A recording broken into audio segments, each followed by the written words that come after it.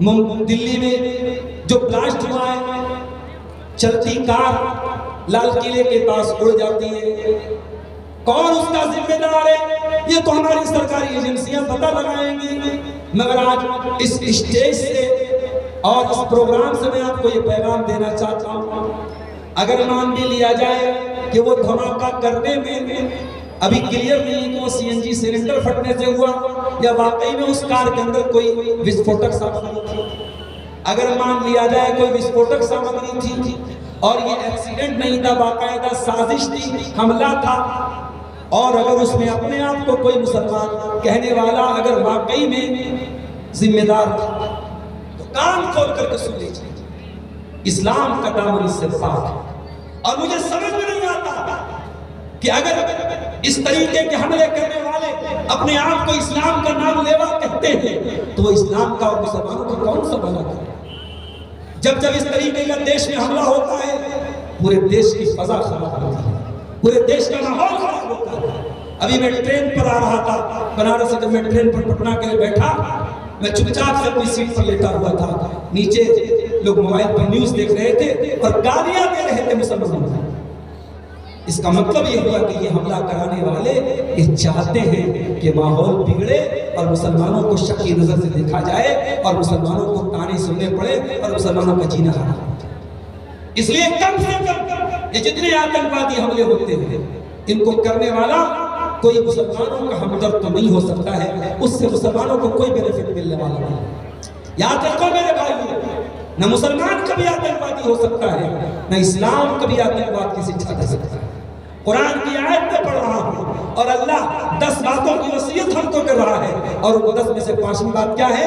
وَلَا تَقْتُلُوا النَّفْسَ الَّتِي حَرَّمَ اللَّهُ إِلَّا بِالْحَقِّ۔ خبردار کسی نردوش کی، کسی انوسنٹ پرسن کی، کسی بے قصور کی ہتیا مت کرو۔ ارے اسلام تو وہ دین ہے جو ایک انسان کی جان لینے کو پوری مانوتا کا قتل قرار دیتا ہے، پوری مانوتا کی ہتیا کرتا ہے۔ قرآن کہتا ہے من قتل نفسا بغیر نفس او فساد فی الارض فکأنما قتل الناس جميعا۔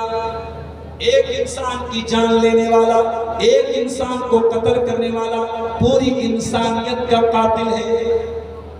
اس لیے یہ جتنے بم دھماکے ہوتے ہیں، یہ جتنے آتنکوادی کام ہوتے ہیں، کبھی غور کیجئے گا، اس سے اسلام کا تو کوئی بھلا نہیں، اس سے مسلمانوں کا تو کوئی بھلا نہیں، الٹے اس طریقے کے حادثوں کو بنیاد بنا کے اب دیکھیے میڈیا والے نیوز چلا رہے ہیں کہ صاحب ڈاکٹر پکڑے جائے، اس میں لکھنؤ کے ایک ڈاکٹر کو پکڑا، ایک ہریانہ کے ایک ڈاکٹر کو پکڑا، اور کہہ رہے ہیں کہ یہ جہادی لوگ ڈاکٹر بن جائیں، انجینئر بن جائیں، تب بھی یہ دوسروں کو قتل کرتے ہیں اور دوسروں کا برا چاہتے ہیں۔ آپ سمجھ رہے ہیں اس کے پیچھے سازش کیا ہے؟ اس کے پیچھے سازش یہ ہے کہ آئندہ مسلمان لڑکے جب میڈیکل کی تعلیم حاصل کرنے جائیں تو وہاں بھی ان کا جینا حرام کر دیا جائے، وہ انجینئر نہ بن پائیں، وہ ڈاکٹر نہ بن پائیں، وہ ہائر ایجوکیشن بھی حاصل نہیں کر سکیں۔ تو یہ جتنے آتنکوادی حملے ہوتے ہیں یہ انسانیت کے بھی خلاف ہے، یہ بھارت کے بھی خلاف ہے، اور یہ ہمارے اسلام کے بھی خلاف ہے۔ اسلام قطعی سے کی جائے۔ یہ 5 چیزیں ہیں۔ نمبر 1 شرک مت کرو، نمبر 2 ماں باپ کے ساتھ اچھا سلوک کرو، نمبر 3 اولاد کو قتل نہ کرو، نمبر 4 غلط اور گندے کاموں کے قریب نہ جاؤ، اور نمبر 5 کسی بے قصور کی ہتیا مت کرو۔ یہ 5 چیزوں کو حکم دینے کے بعد اللہ کہتا ہے ذَلِكُمْ وَصَّاكُمْ بِهِ لَعَلَّكُمْ تَعْقِلُونَ۔ یہ اللہ تعالیٰ تم کو وصیت کر رہا ہے تاکہ تم عقل مند بن جاؤ۔ تمہارے اندر ذرہ برابر بھی اگر عقل ہے، بدھی ہے، تو تم شرک نہیں کرو گے، تم قتل نہیں کرو گے، تم زنا نہیں کرو گے، کسی نردوش کی ہتیا نہیں کرو گے۔ اب یہ 5 چیزیں ہو گئی۔ اب آئیے 5 چیزیں اور بیان کرنے کے بعد ختم کرتے ہیں۔ سورہ انعام آیت نمبر 152 152 وَلَا تَقْرَبُوا مَالَ الْيَتِيمِ إِلَّا بِالَّتِي هِيَ أَحْسَنُ۔ اور یتیم کے مال کے قریب بھی نہ جانا۔ یتیم کس کو بولتے ہیں؟ وہ بچہ، وہ نابالغ بچہ جس کے باپ کا انتقال ہوا ہے، جس کو ہندی میں اناتھ کہتے ہیں، انگلش میں آرفن کہتے ہیں، عربی اور اردو میں یتیم کہتے ہیں۔ جو بچہ یتیم ہے اس کے مال کے قریب نہ جاؤ۔ اگر تمہارا بھتیجا یتیم ہو گیا، تمہارا بھانجا یتیم ہو گیا، تمہارا کوئی رشتہ دار یتیم ہو گیا اور یتیم کا مال تمہارے ہاتھ میں گیا، تو اس کے مال کو اپنا مال سمجھ کے بے دردی سے اڑانے مت لگنا، یتیم کے مال کو بہت سنبھل کر کے استعمال کرنا، اس مال کے قریب بھی نہ جانا، الا باللتی ہی احسن۔ ہاں اگر یتیم کا مال اسی کے اوپر خرچ ہو رہا ہے تو کر سکتے ہو، حتی یبلغ اشدہ، یہاں تک کہ وہ یتیم جب جوان ہو جائے، بالغ ہو جائے، اس کا مال اس کے حوالے کرے۔ آج آپ کے جھارکھنڈ میں بہت سارے ادارے ایسے چلتے ہیں جہاں یتیم بچے پڑھتے ہیں، بنات کے ادارے ہیں جہاں یتیم بچیاں پڑھتی ہیں۔ میں ان اداروں کے ذمہ داروں کو ایک پیغام دینا چاہتا ہوں، خبردار، اگر یتیم بچوں کے نام پہ آپ کو کوئی چندہ مل رہا ہے، یتیم بچیوں کے نام پہ آپ کو کوئی پیسہ مل رہا ہے، اس کے بارے میں بہت محتاط ہے، بہت احتیاط کرنا، کہیں ایسا نہ ہو کہ یتیم کا مال کھانے کے آپ بھی ذمہ دار ہیں، یتیم کا مال کہیں ہمارے پیٹ میں نہ چلا جائے۔ اگر گیا یتیم کا مال ہمارے پیٹ میں تو قرآن کیا کہتا ہے، سن لیجئے، ان الذین یأکلون اموال الیتامی ظلما انما یأکلون فی بطونہم نارا، جو لوگ یتیم کا مال کھاتے ہیں وہ اپنے پیٹ میں جہنم کی آگ۔ ارے یتیم وہ ہوتا ہے جس کا باپ نہیں ہے، جس کی مرضی تھپڑ مار دے، جس کا جی چاہے گالی دے دے، کوئی بچانے والا نہیں، کوئی ڈیفنس کرنے والا نہیں، کوئی سپورٹ کرنے والا نہیں، اس یتیم کا کوئی سپورٹ کرنے والا نہیں، اس یتیم کا میرا اللہ سپورٹ کرتا ہے، اور اللہ قرآن میں اس یتیم کا حق بیان کر رہا ہے اور اپنے بندوں سے کہہ رہا ہے وَلَا تَقْرَبُوا مَالَ الْيَتِيمِ إِلَّا بِالَّتِي هِيَ أَحْسَنُ، یتیم کے مال کے قریب۔ اس کے بعد فرمایا نمبر 7، وَأَوْفُوا الْكَيْلَ وَالْمِيزَانَ بِالْقِسْطِ، اور اے میرے بندو جب کوئی سامان ناپ کر کے دینا، تول کر کے دینا تو پورا پورا دینا، ناپ تول میں کوئی کمی نہ کرنا، کاروبار میں کوئی ڈنڈی نہ مارنا، کوئی چیٹنگ نہ کرنا، کوئی ملاوٹ نہ کرنا۔ جھارکھنڈ میں بڑے بڑے گھوٹالے ہوئے، اس کا ذمہ دار بڑے بڑے لوگوں کو قرار دیا گیا، بہت سارے گھوٹالے سچ میں ہوئے، بہت سارے گھوٹالوں کا الزام بھی لگا، لیکن آپ غور کیجئے یہ گھوٹالے کیوں ہوتے ہیں، یہ سامانوں میں ملاوٹ کیوں ہوتی ہے؟ جب انسان کے دل سے اللہ کا ڈر نکلتا ہے، جب اوپر والے کو جواب دینے کا احساس نکلتا ہے، تبھی انسان گھوٹالہ کرتا ہے، کرپشن کرتا ہے۔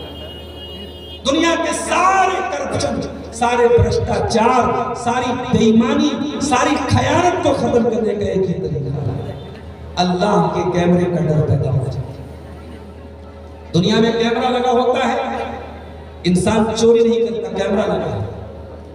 آپ دیکھیے جہاں جہاں ٹول ہے، ٹول پلازا پہ بھی کیمرہ لگا ہے۔ ابھی دلی میں جو کار کا بم دھماکہ ہوا، کار دھماکہ ہوا، اس کار کا بھی ویڈیو انٹرنیٹ پر آ گیا ہے۔ وہ ٹول پہ وہ آدمی جب فیول بھروانے گیا تھا، پیٹرول بھروانے گیا تھا، تو اس کی تصویر اس میں آ گئی۔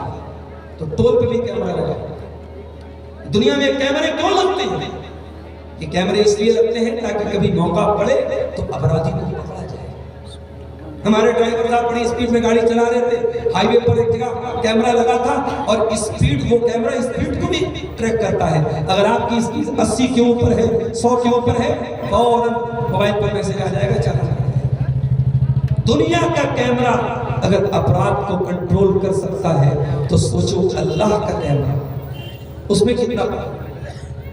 دنیا کا کیمرہ بہت زوم کرے گا، آدھا کلومیٹر 1 کلومیٹر دور کسی چیز کو زوم کر لے گا، لیکن اللہ کا کیمرہ کیسا کیمرہ ہے؟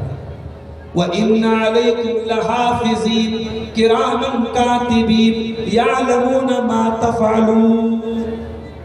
اللہ کا کیمرہ کرامن کاتبین کی شکل میں، فرشتوں کی شکل میں سب کے ساتھ موجود ہے۔ وہ فرشتے ہماری ایک ایک حرکت کو واچ کر رہے ہیں، ایک ایک عمل کو لکھ رہے ہیں، ریکارڈ کر رہے ہیں۔ آج امرپور میٹرو کی سرزمین پر جلسہ ہو رہا ہے، پروگرام ہو رہا ہے، اور میں بنارس سے آپ کے بیچ میں آ کے تقریر کر رہا ہوں۔ کل قیامت کے دن یہ دھرتی یہ علاقہ، یہ زمین بھی ہمارے حق میں گواہی دے گی۔ یہ بھی ویڈیو بنا رہا ہے، ایک ویڈیو موبائل میں بن رہا ہے، کیمرے میں بن رہا ہے، ایک ویڈیو یہ زمین بنا رہی ہے، ایک ویڈیو یہ زمین بنا رہی ہے، اور یہ زمین بھی قیامت کے دن ویڈیو پیش ہے۔ یومئذ تحدث اخبارہا، قیامت کے دن زمین بولے گی، زمین بتائے گی۔ تو اللہ کے کیمرے سے ڈرو میرے پیارے ساتھ، اللہ کی ریکارڈنگ سے ڈرو، اللہ کے عذاب سے ڈرو، اور ناپ تول میں کوئی کمی نہ کرو، کاروبار میں کوئی چیٹنگ نہ کرو۔ ارے حرام کے چند پیسے گھر میں آ بھی گئے اور مکان عالی شان بن گیا اور کپڑے عالی شان پہن لیے اور بچوں نے اچھا کھانا کھا لیا، لیکن قیامت کے دن اس کا انجام بہت برا ہوگا۔ اس لیے میرے پیارے ساتھیوں، قرآن ہمیں ساتواں حکم دے رہا ہے وَأَوْفُوا الْكَيْلَ وَالْمِيزَانَ بِالْقِسْطِ، کہ جب ناپ تول کرو تو پورا پورا سامان کرو۔ اب ایک سوال پیدا ہوا، ایک آدمی چاول کا کاروبار کرتا ہے، دکان پر کوئی چاول لینے آیا، اس نے 1 کلو چاول تول کر کے دیا، اس نے پورا 1 کلو تولا، کچھ دانے جب چاول کو نکال کر کے پولیتھین میں ڈال رہا تھا، کچھ دانے زمین پہ گر گئے۔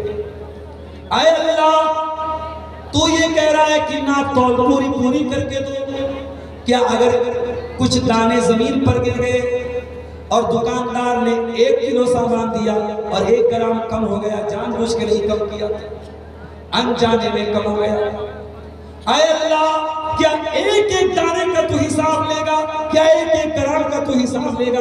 فرمایا لا نکلف نفسا الا وسعها، اے میرے بندو گھبراؤ نہیں، پریشان نہ ہو، ہم اتنا ہی بوجھ ڈالیں گے جتنا تم اٹھا سکو، تمہاری طاقت سے زیادہ تمہارے اوپر بوجھ نہیں ڈالیں گے۔ جان بوجھ کر کے جو بے ایمانی کرو گے اس کی پکڑ، انجانے میں اگر کسی کو سامان دیا اور کچھ 19-20 ہو گیا، گرم ہو گیا، اس کی اللہ کیا پکڑ نہیں۔ جان بوجھ کر کے جو ملاوٹ کرو گے، جو بھرشٹاچار کرو گے، جو کٹوتی کرو گے، جو ڈنڈی مارو گے، اس کا حساب اللہ کا ہے۔ تو 7 چیزیں ہو گئی۔ نمبر 8 وَإِذَا قُلْتُمْ فَعْدِلُوا، اور جب بات کرو تو انصاف کی بات کرو۔ تمہیں گاؤں کا سرپنچ بنایا گیا،